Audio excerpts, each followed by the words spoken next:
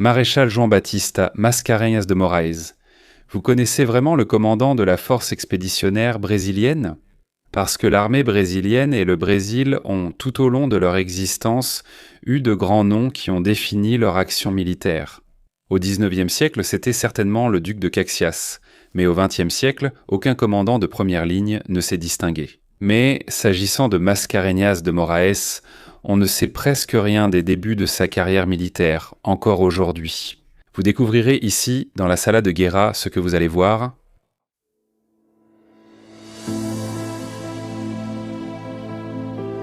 La petite ville de São Gabriel, située dans la partie méridionale de l'État du Rio Grande do Sul, était à la fin du XIXe siècle une région marquée par la guerre.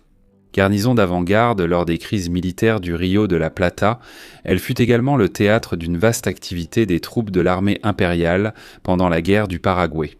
Après le grand conflit, la ville accueillit le cantonnement du 1er régiment d'artillerie à cheval, populairement connu comme l'unité commandée par le maréchal Emílio Mallet et consacrée par son action lors de la bataille de Tuiuti.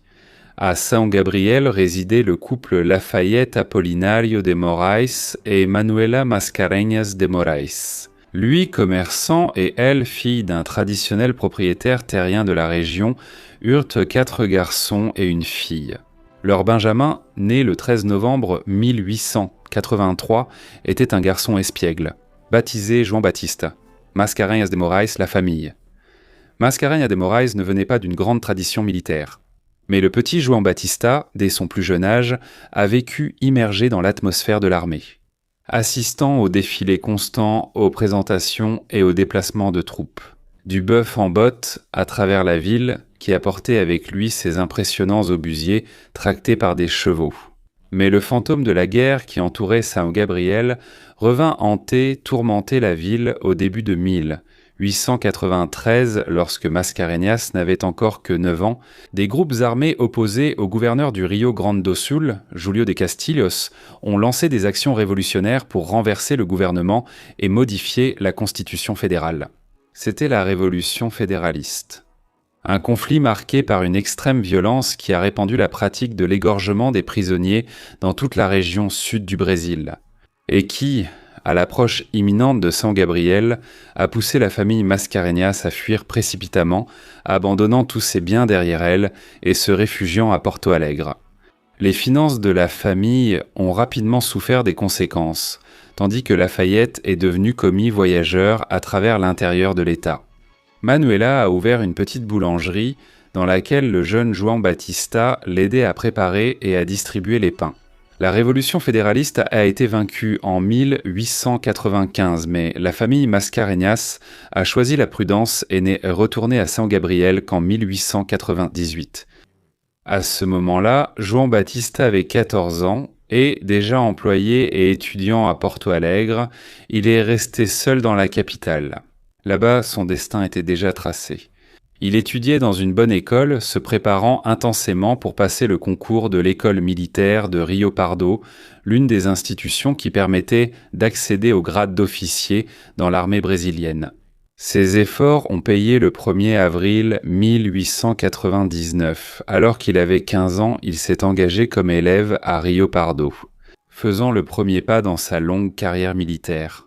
Aux côtés d'autres jeunes comme Bertoldo Klinger, futur commandant de la révolution constitutionnaliste de 1932, Mascarenhas, dès son plus jeune âge, s'est distingué. Il s'est montré un élève appliqué et sérieux, se distinguant par ses notes dans sa classe, bien qu'il reconnaisse que l'enseignement militaire à Rio Pardo pourrait être amélioré sur de nombreux points. Lors de sa 2e année à l'école, il est devenu le vétéran d'une nouvelle promotion de débutants, qui comprenait le jeune élève Getúlio Vargas. Comme prévu, au début de 1902, l'élève Mascarenhas de Moraes a obtenu son diplôme parmi les meilleurs de sa promotion à Rio Pardo. Il s'est immédiatement rendu à Rio de Janeiro où, en mars de la même année, il a intégré l'école militaire du Brésil, située à Praia Vermelha.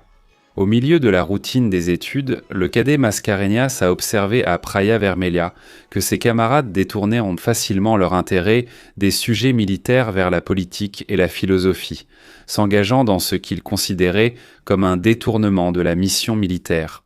L'emplacement de l'école militaire, en plein cœur de Rio de Janeiro, exposait réellement le cadet à toute l'effervescence de la société carioca. Une caractéristique qui avait déjà fortement influencé l'histoire nationale et continuerait à le faire dans les décennies suivantes. Contrairement à la majorité de ses camarades, Mascarenhas se consacrait uniquement à sa carrière militaire. Il avait compris très tôt qu'il avait la responsabilité d'aider financièrement ses parents, et son enfance, marquée par la violence de la Révolution qui avait causé tant de préjudices à sa famille, avait forgé en lui une croyance légaliste inébranlable. Cet ensemble de valeurs serait rapidement mis à l'épreuve. En 1904, Oswaldo Cruz, directeur de la santé publique de Rio de Janeiro, proposa au gouvernement d'introduire la vaccination obligatoire de la population. Pour contenir les diverses épidémies qui se propageaient rapidement dans la capitale et dans le pays, des groupes positivistes, y compris des militaires, prirent alors la tête de l'opposition à la nouvelle loi. Et parmi les insurgés se trouvaient les cadets de l'école militaire de Praia Vermelha.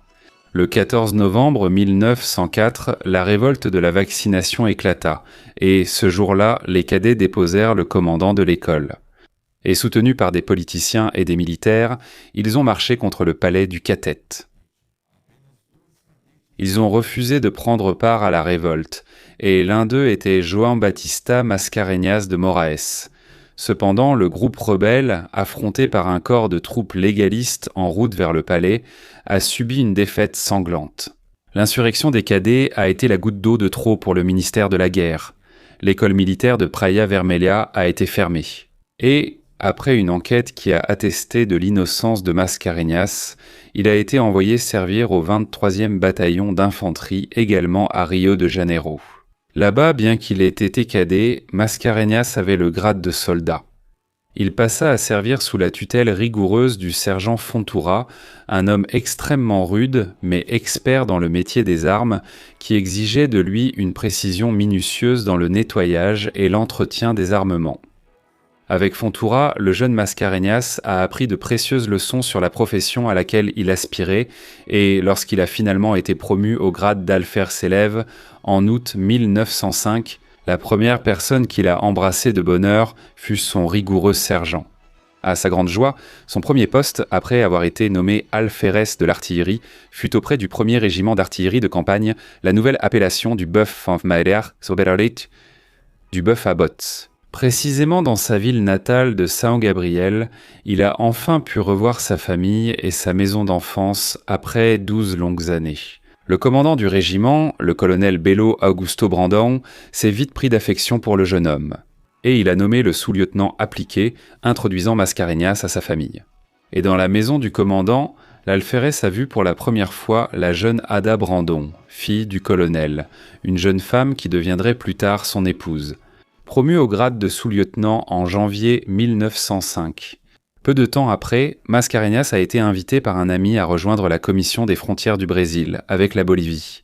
Un organisme créé après la signature du traité de Petrópolis en 1903 qui a redessiné la frontière entre les deux pays avec la cession de l'Acre au Brésil et de territoire du Mato Grosso à la Bolivie. Il était donc nécessaire de réaliser un relevé topographique complet des nouvelles frontières et Mascarenhas a accepté ce travail pour doubler son salaire et ainsi mieux aider sa famille. Le 4 juillet de cette année-là, le lieutenant Mascarenhas est parti pour le Mato Grosso en tant qu'adjoint de la petite commission composée d'officiers de l'armée et de la marine, ainsi que de fonctionnaires civils qui ont quitté Rio de Janeiro pour le long trajet maritime et fluvial jusqu'à la lointaine ville de Corumbá. Après plus de 2 mois de voyage, passant par les côtes de l'Uruguay, de l'Argentine et du Paraguay, la commission est arrivée à destination le 9 août. Pendant les 6 mois suivants, Mascarenhas a aidé les commissaires brésiliens et boliviens à relever les coordonnées géographiques de plusieurs points de la nouvelle frontière, aux alentours de Corumbá, jusqu'à son retour à Rio de Janeiro en février 1908. De retour dans la capitale, il a été inscrit à l'école d'artillerie et de génie de Realengo, où il est resté pendant les 2 années suivantes. Participant à la construction du fort moderne de Copacabana jusqu'à sa promotion au grade de 1er lieutenant en juin 1910, Entre-temps, son nom avait été proposé pour un nouveau poste à la Commission des frontières avec la Bolivie, cette fois dans le nouveau territoire de l'Acre, au cœur de la forêt amazonienne. En août 1910, Mascarenhas a réintégré la commission en tant qu'assistant. Il a rapidement mis les voiles pour Manaus et, arrivé dans la capitale de l'Amazonas, il a découvert la ville en plein apogée du premier cycle du caoutchouc, alors qu'elle affichait les luxes que sa prospère économie d'exportation lui avait apportés. La commission brésilienne a alors attendu l'arrivée de sa contrepartie bolivienne, qui est arrivée à Manaus en février 1911, composée d'un commandement militaire et d'ingénieurs anglais engagés. La commission bolivienne est partie, avec la brésilienne, vers la forêt de l'Acre le 18 avril. Ils ont mis plus d'un mois à se déplacer lentement par les rivières et les igarapés jusqu'à atteindre le point de départ des travaux dans la localité aujourd'hui connue sous le nom de Brasileia.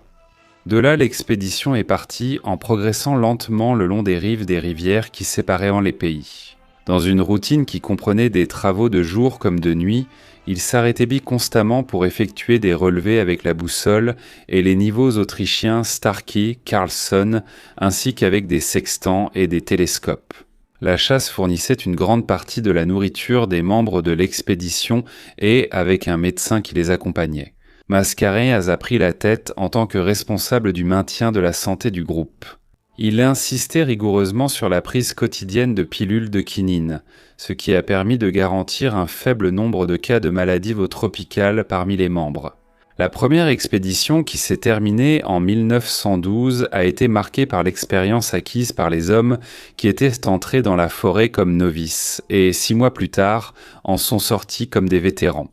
Cela a permis à l'expédition de 1912, la plus longue des 4 entreprises par Mascarenhas en Amazonie, de cartographier une distance record de 300 km, avec les hommes se déplaçant avec une habileté qu'ils n'auraient jamais imaginée l'année précédente.